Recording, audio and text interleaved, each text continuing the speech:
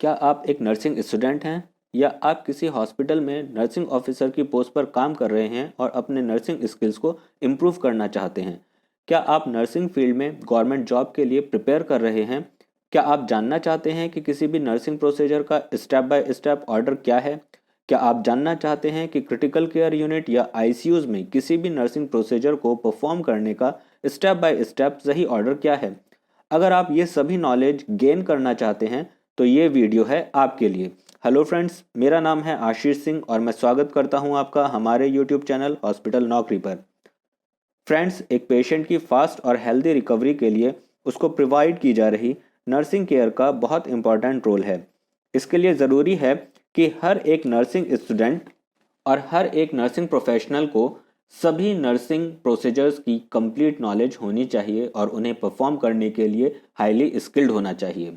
आज के वीडियो में मैं आशीष सिंह आपसे बात करूंगा नेज़ोगैस्ट्रिक ट्यूब इंसर्शन के बारे में।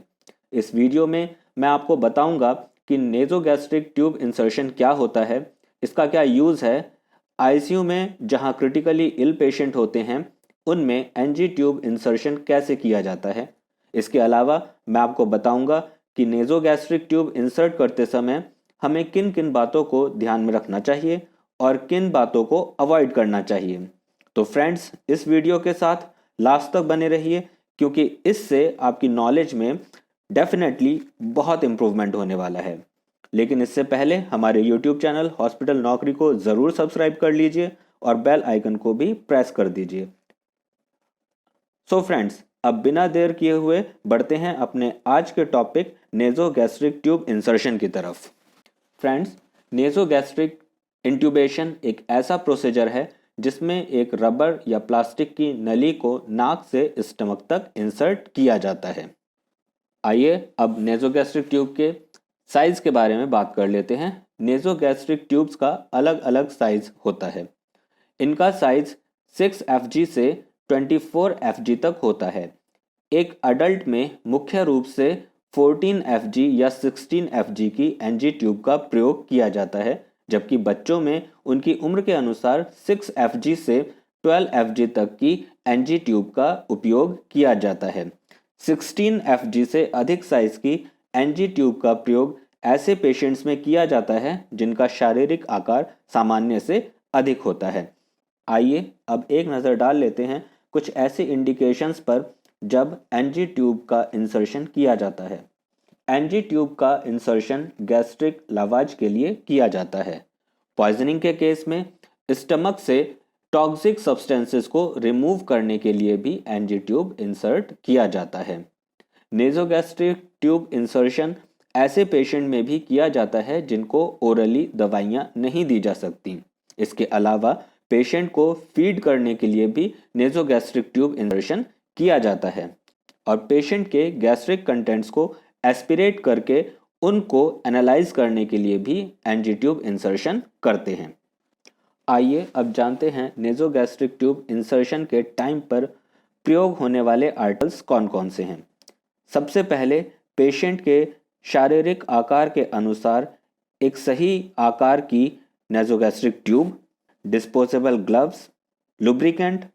नेज़ोगैस्ट्रिक ट्यूब के अग्रभाग को लुब्रिकेट करने के लिए इसका उपयोग होता है।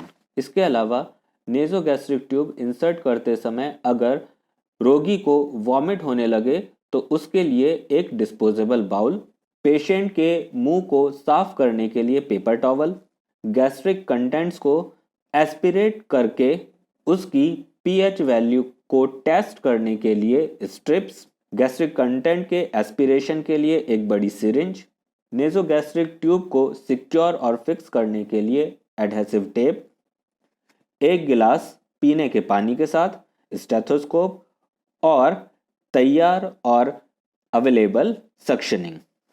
आइए फ्रेंड्स, अब बढ़ते हैं हम प्रोसीजर की तरफ। सबसे पहले साबुन और पानी से हाथों को अच्छे से धोएं। अब सभी इक्विपमेंट्स को इकट्ठा करके पेशेंट के बेड के पास ले जाएं। अब नाम, बेड नंबर और रजिस्ट्रेशन नंबर से पेशेंट को आइडेंटिफाई करके पूरा प्रोसीजर पेशेंट को समझाएं। पेशेंट से कंसेंट लें। अगर पेशेंट अनकॉन्शियस है तो उसके रिलेटिव से कंसेंट लेना चाहिए। इसके बाद पेशेंट को हाई फॉलोअर्स पोजीशन में बैठाएं। इसके बाद एक बार फिर से अपने हाथों को साबुन और पानी से धोएं और स्टेराइल ग्लव्स पहनें। इसके बाद नेक्स्ट स्टेप में नेज़ोगैस्ट्रिक ट्यूब की वो लंबाई नापनी होती है जितनी ट्यूब इंसर्ट करनी होती है। इसके लिए नेज़ोगैस्ट्रिक ट्यूब की टिप को पेशेंट के नेज़ल ब्रिज पर रखकर ट्यूब को पहले पेशेंट के ईयरलॉब तक और फिर ईयरलॉब से स्टर्नम बोन की जिफाइड प्रोसेस तक नापते हैं। जिस लंबाई तक नेज़ोगैस्ट्रिक ट्यूब जिफाइड प्रोसेस तक पहुंचती है उसे चिन्हित कर लेते हैं। अब नेज़ोगैस्ट्रिक ट्यूब की टिप को लुब्रिकेटिंग एजेंट से लुब्रिकेट करते हैं। इसके बाद एक बार फिर पेशेंट की पोजीशन को असेस करके पेशेंट को इन्फॉर्म करते हैं कि अब नेज़ोगैस्ट्रिक ट्यूब को इंसर्ट करना शुरू किया जाएगा। अब पेशेंट के एक नॉस्ट्रिल से नेज़ोगैस्ट्रिक ट्यूब को धीरे धीरे इंसर्ट करना शुरू करें और नेज़ोफेरिंक्स तक इंसर्ट कर दें। पेशेंट के लिए इस प्रोसीजर का यह सबसे अनकंफर्टेबल पार्ट होता है। अगर इंसर्ट करते समय किसी तरह का रेजिस्टेंस हो तो नेज़ोगैस्ट्रिक ट्यूब को रोटेट करने से आसानी से इंसर्शन हो जाता है, लेकिन किसी तरह का ऑब्स्ट्रक्शन या रेजिस्टेंस मिलने पर बलपूर्वक इंसर्शन नहीं करना चाहिए। अगर पेशेंट को किसी तरह का डिस्ट्रेस होता है तो थोड़ी देर रुक कर पेशेंट को रिकवर होने का टाइम देना चाहिए। इसके बाद नेज़ोगैस्ट्रिक ट्यूब को और आगे की तरफ ईसोफेगस तक इंसर्ट करते हैं। इस स्टेप के लिए पेशेंट को एक गिलास पानी देकर सिप करके पीने को कहें। इससे नेज़ोगैस्ट्रिक ट्यूब को आगे बढ़ाने में आसानी होगी। इसके बाद जब नेज़ोगैस्ट्रिक ट्यूब चिन्हित लंबाई तक इंसर्ट हो जाए तो उसे पेशेंट की नोज़ पर एडहेसिव टेप से फिक्स कर देते हैं। नेक्स्ट स्टेप में ये कंफर्म करते हैं कि नेज़ोगैस्ट्रिक ट्यूब का प्लेसमेंट सही जगह पर हुआ है या नहीं। इसके लिए एक सिरिंज को नेज़ोगैस्ट्रिक ट्यूब से कनेक्ट करके गैस्ट्रिक कंटेंट्स को एस्पिरेट करते हैं। फिर पीएच टेस्टिंग स्ट्रिप से एस्पिरेट्स का पीएच टेस्ट करते हैं। यदि पीएच वैल्यू 4 से कम है तो इसका मतलब है नेज़ोगैस्ट्रिक ट्यूब का प्लेसमेंट सही जगह पर हुआ है। अगर एस्पिरेशन अनसक्सेसफुल है या पीएच वैल्यू 4 से अधिक है तो चेस्ट एक्सरे से ट्यूब की प्लेसमेंट कंफर्म करते हैं। तो फ्रेंड्स, यहाँ पर हमारा नेज़ोगैस्ट्रिक ट्यूब इंसर्शन का प्रोसीजर ऑलमोस्ट पूरा हो जाता है। आइए आगे देखते हैं कि इस प्रोसीजर को कंप्लीट किस तरीके से किया जाता है। इसके लिए सबसे पहले पेशेंट को एक्सप्लेन करते हैं कि प्रोसीजर कंप्लीट हो चुका है और अगले कुछ घंटों में नेज़ोगैस्ट्रिक ट्यूब और भी कंफर्टेबल हो जाएगी। पेशेंट को उसके टाइम और कोऑपरेशन के लिए थैंक्स कहना बहुत इम्पॉर्टेंट है। इसके बाद पेशेंट का फेस पेपर टॉवल से साफ करें। इसके बाद सभी आर्टिकल्स को वॉश करके रिप्लेस करें और सभी डिस्पोज्ड वेस्ट को क्लिनिकल वेस्ट बिन में डिस्पोज करें। इसके बाद प्रोसीजर का डॉक्यूमेंटेशन करते हैं। इसके लिए नर्सिंग ऑफिसर को अपनी डिटेल्स जैसे कि नाम, जॉब रोल और आईडी नंबर की डिटेल्स फिल करनी होती हैं। प्रोसीजर की डेट, टाइम, इंडिकेशन और नेज़ोगैस्ट्रिक ट्यूब का साइज और उसकी लेंथ की डिटेल्स भी फिल करनी होती हैं। इसके अलावा गैस्ट्रिक कंटेंट्स की पीएच वैल्यू, चेस्ट एक्सरे की इंटरप्रिटेशंस और प्रोसीजर परफॉर्म करते समय आई किसी भी कॉम्प्लिकेशन को भी फिल करना होता है। तो फ्रेंड्स, इस तरह से ये पूरा प्रोसीजर कंप्लीट होता है। और आइए अब देखते हैं कुछ ऐसे इंपॉर्टेंट पॉइंट्स जिनको नेज़ोगैस्ट्रिक ट्यूब इंसर्ट करते समय ज़रूर से ध्यान में रखना है।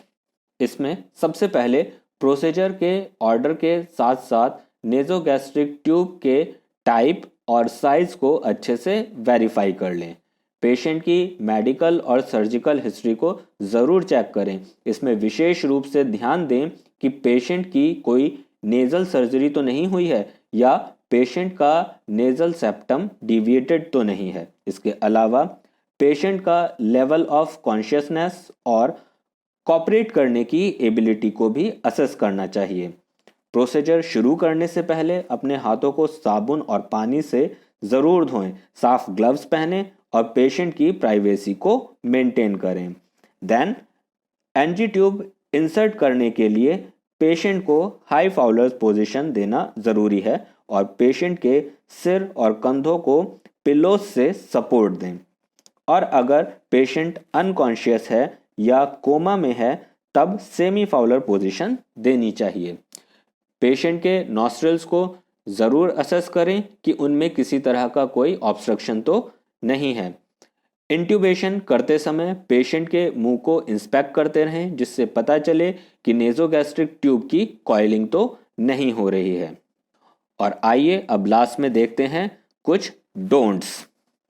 अगर ट्यूब इंसर्ट करते समय किसी तरह का रेजिस्टेंस फील हो तो ट्यूब को फोर्सफुली इंसर्ट नहीं करना चाहिए। इसके अलावा ट्यूब प्लेसमेंट को कंफर्म करने के लिए केवल ऑस्कल्टेशन मेथड पर भरोसा ना करें बल्कि एस्पिरेट्स की पीएच वैल्यू भी चेक करें या फिर पेशेंट का चेस्ट एक्सरे भी कराएं। तो फ्रेंड्स, ये कुछ इंपॉर्टेंट पॉइंट्स हैं जिनको नेज़ोगैस्ट्रिक ट्यूब इंसर्ट करते समय हमें ध्यान में रखना चाहिए। आई होप फ्रेंड्स आपको ये वीडियो ज़रूर अच्छी लगी होगी और इससे आपको काफ़ी नॉलेज भी मिली होगी। अगर आप नर्सिंग प्रोसीजर्स के और भी वीडियोस देखना चाहते हैं तो हमारे YouTube चैनल हॉस्पिटल नौकरी को ज़रूर सब्सक्राइब करें। Thank you.